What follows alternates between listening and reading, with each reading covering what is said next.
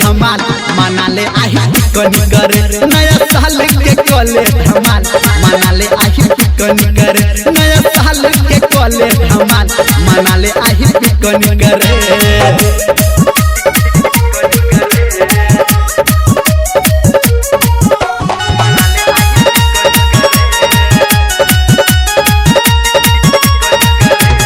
भोरे भोरे माल हमर दिल के बधाई ग्रीटिंग कार्ड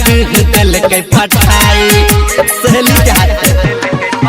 अरे भोरे भोरे माल हमर दिल के बधाई ग्रीटिंग कार्ड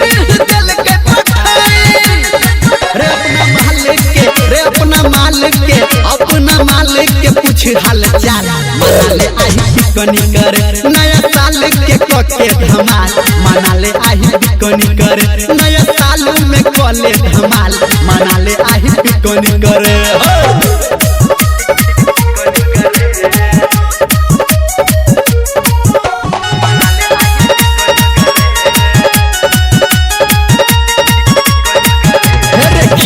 के फोटो सब डाल फेसबुक पे हैप्पी न्यू ईयर वाला लुक पे मजा आ गया खींच के फोटो सब डाल फेसबुक पे हैप्पी न्यू ईयर वाला लुक पे धर्मेंद्र निर्मलिया रे डीजे संजय ही कहो एक ताल मना ले आही कोनी करे नया साल के कोले धमाल मना ले आही कोनी करे नया साल के कोले धमाल मना ले आही कोनी करे।